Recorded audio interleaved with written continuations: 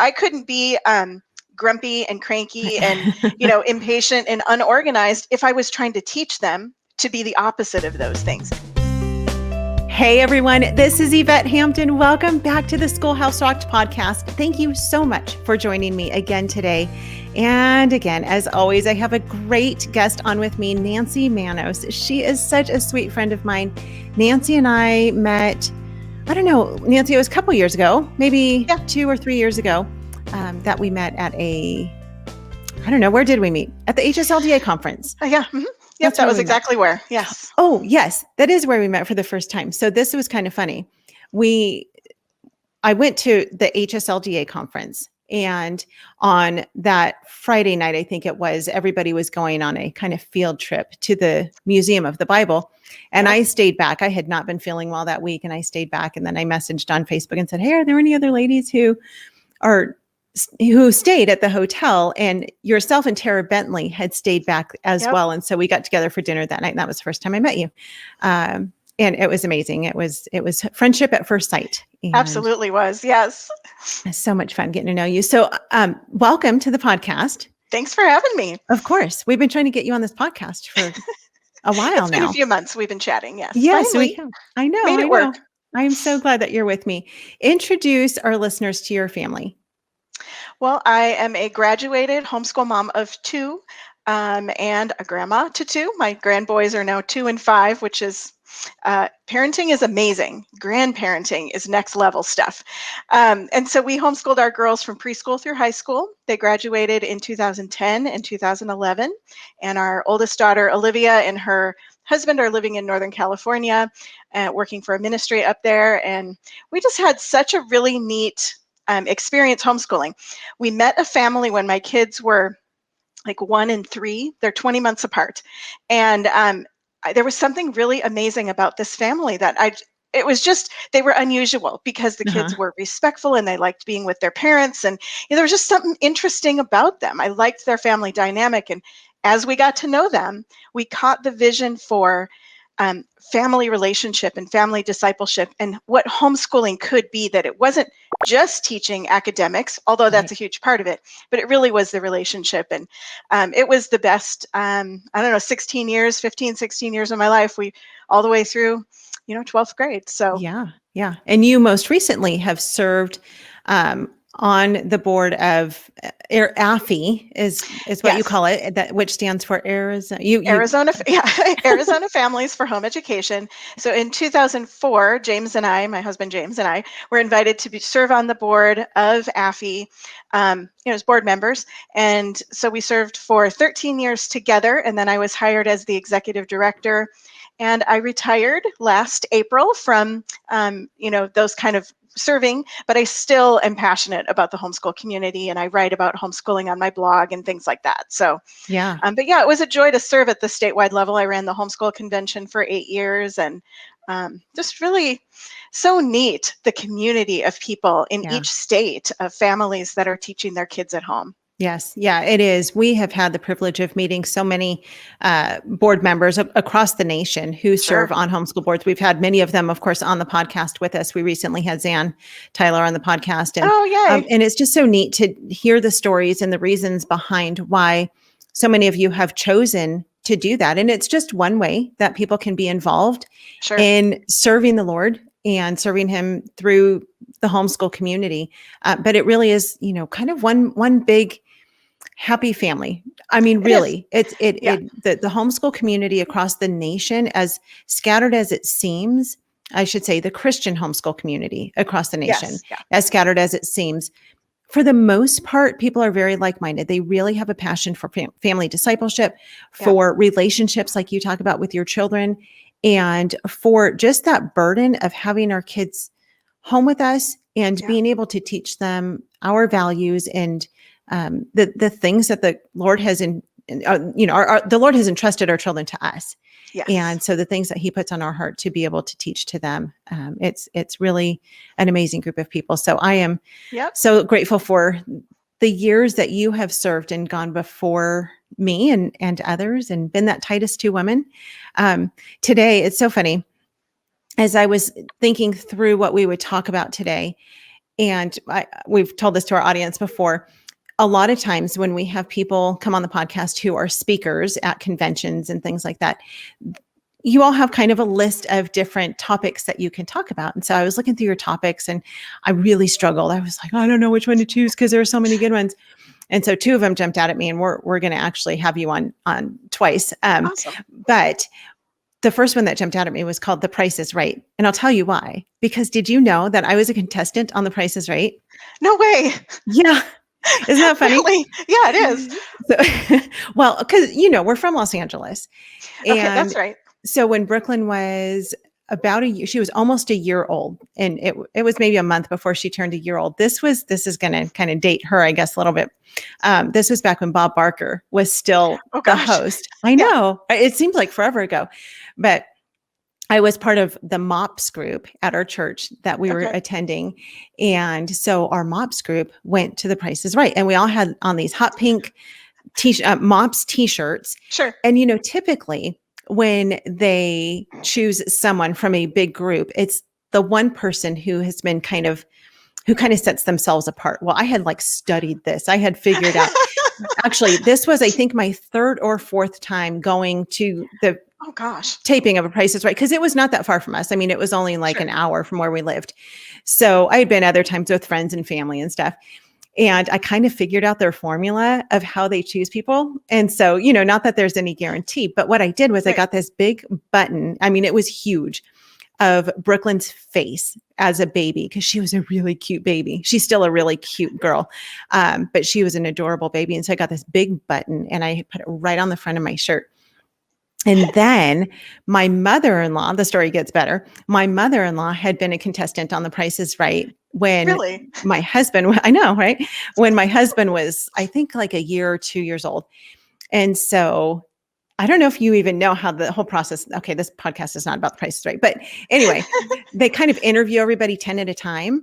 Okay. And the director sits in a director's chair and he's got, two people standing on either side of him. And then you just go down the row 10 at a time, and you have literally 30 seconds to sell yourself.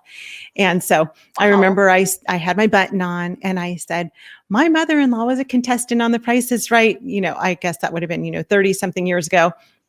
And I really want to carry on the family tradition.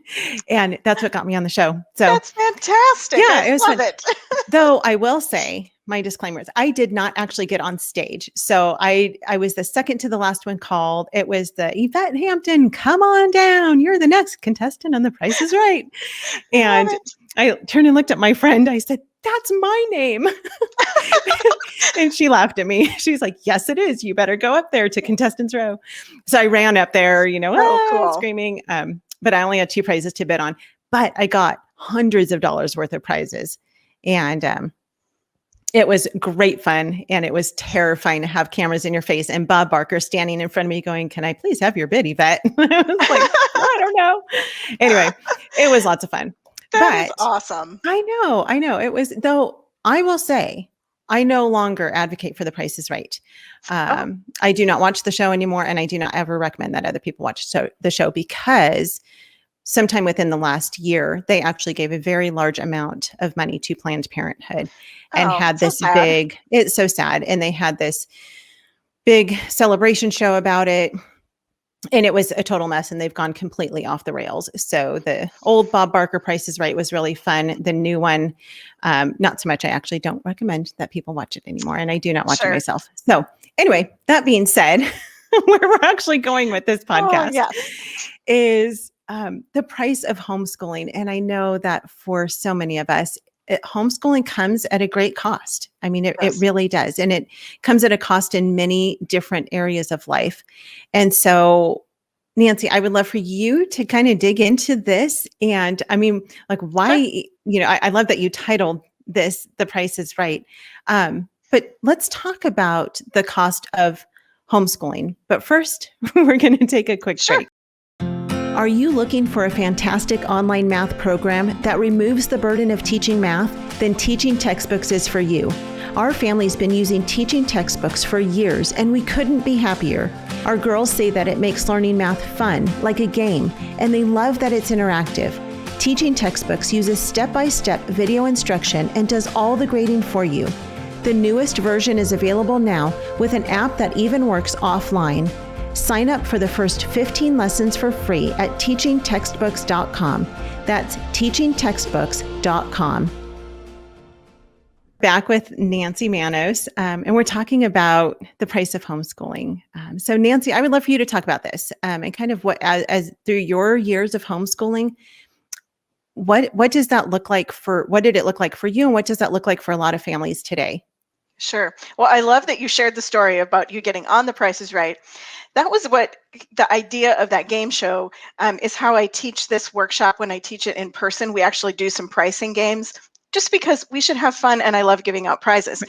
They're nothing like what you would get on the show, but candy bars, some office supplies, some school supplies. But the whole point of it is to share that there is a cost to homeschooling, and it isn't just the money that you spend to buy curriculum. It's the time you invest. It's the sacrifice, for a season of time. And it's not to say you can never do anything outside of homeschooling, because we do, lots of people do. I volunteered at church. I volunteered with AFI. We did lots of things, but the most important thing I invested my time in was my children and their education. And it is a season, and it's okay that there's a sacrifice, and that, that there is a price that we pay. It's time, it's energy, it's resources.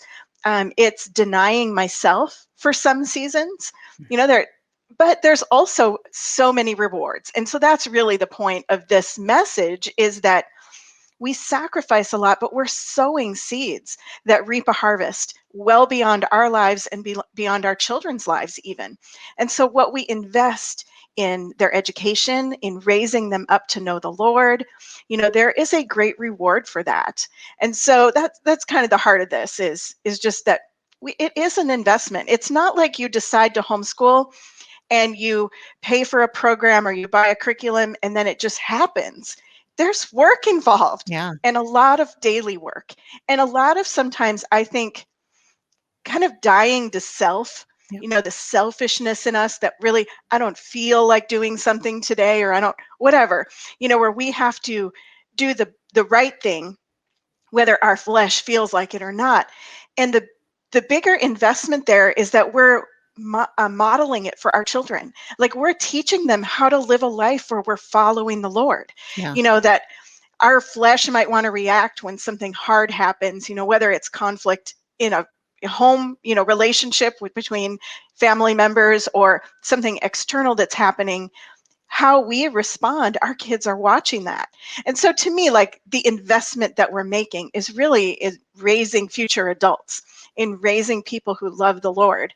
And they get to, we're unfolding the gifts that are in our kids so that they can become who God's created them to be. He has a purpose and a plan for them. And so it's like, that's our job, is to just kind of unfold what He's put in there and help nurture and develop that. And it's not easy, but it's rewarding. It really is. I love that you talk about it being a sacrifice, because we never, ever, ever on this podcast want to make it seem like homeschooling is easy. It's such a breeze. I'm so good at this homeschool thing. I get up every morning with a smile on my face. My kids get up every morning with a smile on their face, and we just go about our day, and everything falls into place perfectly. And, they know all the things they need to know, and there's never complaining or whining or crying. That's not real life for anyone that I know. And it's hard. It is really hard sometimes. Some days are harder than others. Some days are a whole lot more joyful than others. But anything worth doing is hard. Sometimes marriage is really hard, but it's worth it. It's worth the work that you put into it. Parenting, homeschooling is really a whole lot about parenting. I mean, it's mostly about parenting, and parenting is hard. And some seasons are harder than others. But there is so much reward in making that sacrifice to be able to have our kids home with us, and being able to be the ones to disciple them and train them up. So let's talk kind of about the how you would define The Price is Right. How would you define that sacrifice and what that looks like for families today? Oh, that's a really good question. So I always like to, whenever I'm doing a talk like this, I always love to get out my dictionary and look up what words mean. And so when you're talking about price. There's a cost you must pay to obtain something. If you Mhm. go buy something, you have to pay money. If you're trying to invest in your children, you have to pay. There's a price to be paid: time, energy, resources, all the things that we've talked about. But there's a value that comes with that cost, the price Mhm. that you pay. And to me, like, I always I wanted to know my why. I think it's really important to have that core value. Like, why am I choosing to homeschool? Because if you don't know that, you're not going to stay the course. Mhm. It's Right. really easy to be knocked off course when things are challenging or hard or whatever. But for me, I wanted to raise my kids to know, first of all, that they would know and love the Lord, that they would have a hard work ethic, that they would be, living the life that He prepared for them, the purposes that He, placed in them. And, so when I had a goal in mind, when I could see why we were doing this, then the daily was a little easier. Yeah. Not to say that it's easy, but you're working towards something. And so it's totally worth it. And of course, there's so many blessings. I think people really um, feel like their kids are going to miss out, or you're going to miss out because they're with you all the time and you don't have time to yourself. First of all, take time when you can.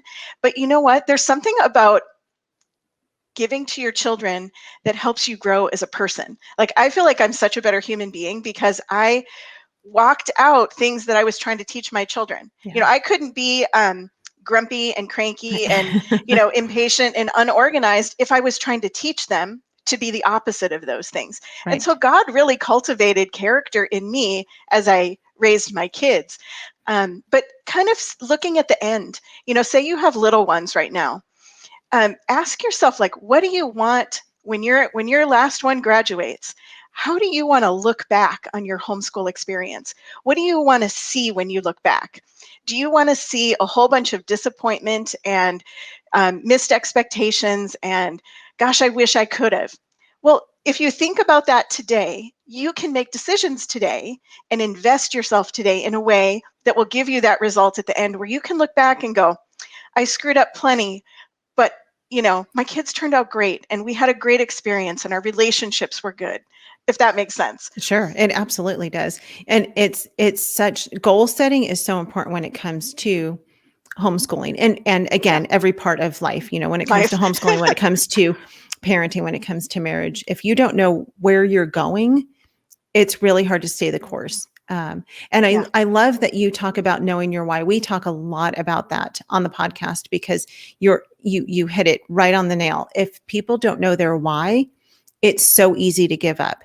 And oftentimes that why has to change because Yeah. today a lot of people are homeschooling because they've been forced into homeschooling because of COVID.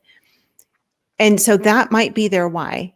Our why when we first started was really out of fear of sending our daughter to public school, but we didn't yet have that conviction of, we had a conviction of family discipleship, but we didn't quite understand how homeschooling played into all of that. And so once we really understood that and our eyes were opened, that became our why. And so what your why is Yeah. today may not be what your why is tomorrow. However, if you have your goals set in front of you, Yeah. that will help direct your why and why you're doing this or why you should continue to do Yep. this. I was actually talking with a mom at co-op the other day, and she's a COVID homeschooler, and she's just like, it's so much better than I expected. Yeah. And she's enjoying the time with her kids, and it's just so much more than she ever thought it could be. And so now she's like, I think I might actually stick with this, and praise God for that. I mean, of all the things that have come out of this COVID mess, Right. praise God for those parents who have, by mistake, if you will, brought their kids home. And it wasn't by God's mistake. I mean, this is all part of His perfect plan for their family. Yeah. But it's been really exciting to see parents for the first time open their eyes and go, oh, wow, yeah, I can do this. And now I've proven to myself that I can. So we are out of time for this episode, but we're going to come back on Wednesday and continue talking about this and about the price of homeschooling and why it is worth everything that we put into our kids. Nancy, you mentioned at the beginning that you have a blog. What is your blog? Where can people find out more about you? Oh, it's easy, nancymanos.com. I've actually just had my website redesigned, so I'm in the process of getting my content added back up there. But yeah, that's where I write, nancymanos.com. Okay, sounds great. We'll put that link in the show notes, and you guys visit Nancy. She's got tons of great resources and encouragement on there. We will be back on Wednesday with the rest of this conversation. We'll see you then. Bye.